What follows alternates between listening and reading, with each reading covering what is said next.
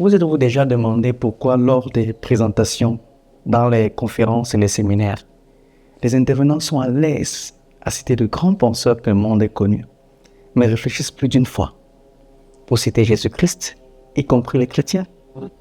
Et cela m'est déjà aussi arrivé parce que je me disais que les gens ne viennent pas vous écouter pour que vous leur parliez de votre foi. Si je parle de Jésus-Christ, c'est ta foi. Sa place n'est pas ici, mais à l'église. Mais après, je me rends compte que ce n'est peut-être pas la raison. Pourquoi les gens vont-ils dans les conférences et les séminaires? Selon moi, c'est pour participer au débat et être convaincus. Et dites-moi, quelle est l'une des choses qui vous a empêché d'être convaincu par quelqu'un? Réfléchissez un instant. Je ne sais pas pour vous, mais pour moi, c'est sa crédibilité. Cette personne a-t-elle le caractère et la compétence pour me parler de ce sujet? Du coup, je me demande, sommes-nous assez crédibles pour citer Jésus-Christ? Car même ceux qui le rejettent comme sauveur savent que ces paroles sont très profondes. Nous, chrétiens, sommes-nous assez crédibles pour ne pas nous limiter à parler de Jésus-Christ dans nos assemblées, mais à étendre ce qu'il dit dans notre business et la manière avec laquelle nous gérons chaque composante de ce business? Dans cette vidéo, je vais vous montrer pourquoi de nombreuses personnes qui se disent chrétiennes ne rendent pas Jésus-Christ attractif dans le domaine des affaires, ce qui est décevant. Je dirais même humblement que c'est inacceptable. Mais rassurez-vous, je vais vous montrer ce que vous devez désormais faire différemment. Ce n'est pas nouveau, mais très peu de chrétiens prennent cela au sérieux.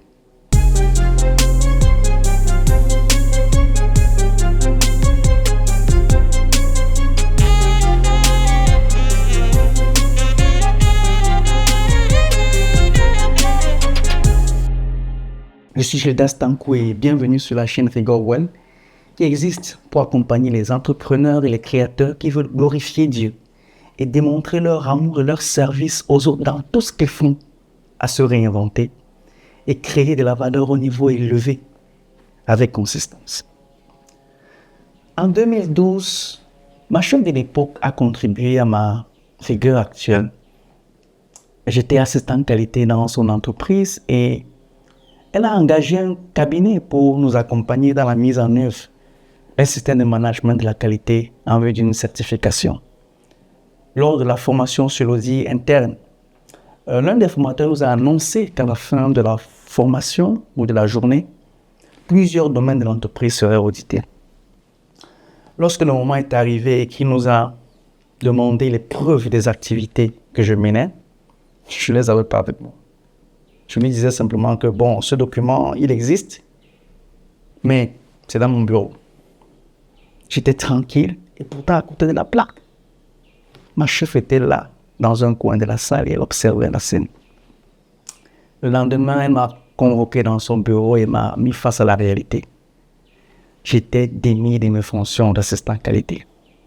Malgré mes arguments d'être plus vigilant la prochaine fois, rien n'y a fait.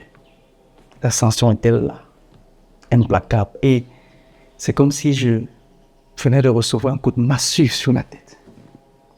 Et dès cet instant, j'ai décidé que personne ne reprocherait pour la qualité de mon travail. J'avais manqué de rigueur et je comprenais que la rigueur et l'excellence étaient des sujets qui devaient de plus en plus m'interpeller. Mais c'est quoi la rigueur? La plupart des dictionnaires se focalisent malheureusement sur son aspect péjoratif. Par exemple, le dictionnaire Larousse l'a défini comme le caractère, la manière d'agir de quelqu'un qui se montre inflexible, sévère, dureté extrême d'une règle, d'une obligation, d'une action, morale d'une rigueur excessive. Donc moi, je définis la rigueur autrement. Je la définis comme l'état d'esprit qui consiste à choisir puis à persévérer, à bien accomplir tout ce que nous touchons et entreprenons, sans exception. Il s'agit de l'accomplir de sorte que la majorité des gens la voient comme bon, efficace, pertinent, transformant, comme résolvant des problèmes. Ce bien accompli est objectif dans la mesure où tous ceux qui voient votre travail peuvent dire qu'ici est passé un architecte, un médecin, un avocat qui a su bien faire son travail. Or, beaucoup de gens choisissent ce que j'appelle la légèreté, malheureusement. Il manque de soin et de sérieux dans l'exécution de ce qui est accompli, c'est dans ce qui est attendu d'eux. Suivre cette voie, c'est nuire à votre crédibilité et la confiance que les gens placent en vous. Je crois que les gens veulent voir le meilleur de vous et savoir que vous avez à chaque fois donné le meilleur de vous. Est-ce que vous comprenez?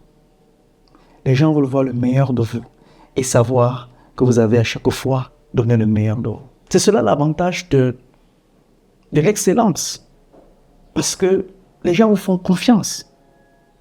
Ils savent qu'ils peuvent vous confier une activité et que vous délivrez après.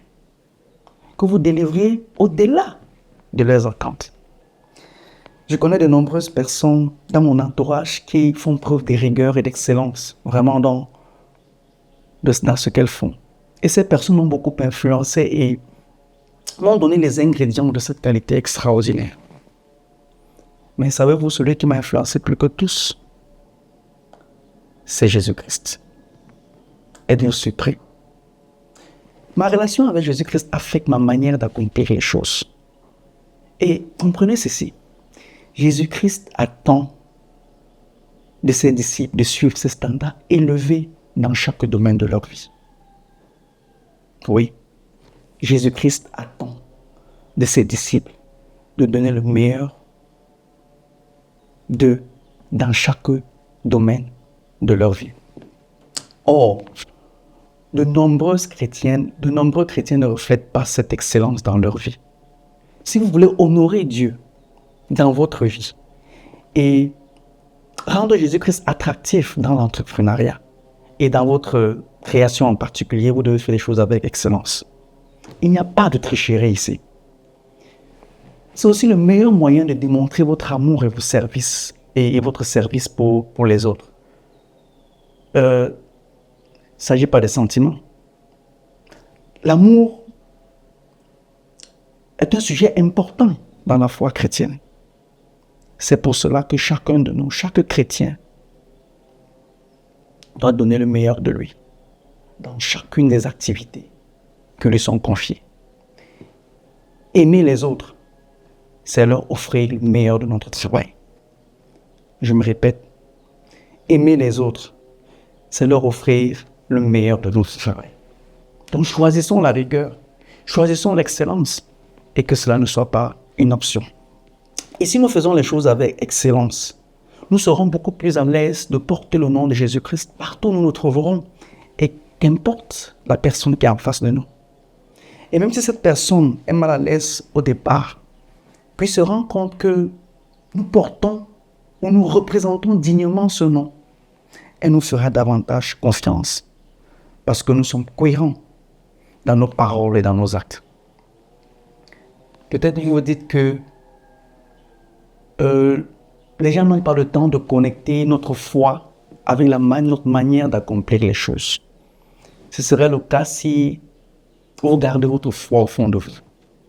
Cela n'est pas attendu, ce n'est pas ce qui est attendu des chrétiens. Vous devez proclamer votre foi. Mais peut-être vos actes parlent si fort que les gens n'entendent pas ce que vous dites.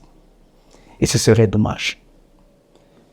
Qu'est-ce que cela signifie pour vous et moi? Cela signifie que si nous choisissons de mal accomplir ce qui est attendu de nous, nous devons en avoir honte. Parce que cela n'est pas l'appel des chrétiens qui sont appelés à être la lumière du monde. Sur la base de cela, comment comptez-vous donner le meilleur de vous aujourd'hui, dans tout ce que vous accomplirez, de sorte que cela affecte ou impacte la vie de ceux qui en bénéficieront? Et à la fin de la journée, demandez-vous si vous avez effectivement donné le meilleur de vous. Avez-vous suscité un wow dans l'esprit des gens? Si c'est le cas, félicitez-vous, rendez grâce à Dieu et réengagez pour le lendemain à donner le meilleur de vous parce que vous savez que vous êtes un ambassadeur de Jésus-Christ.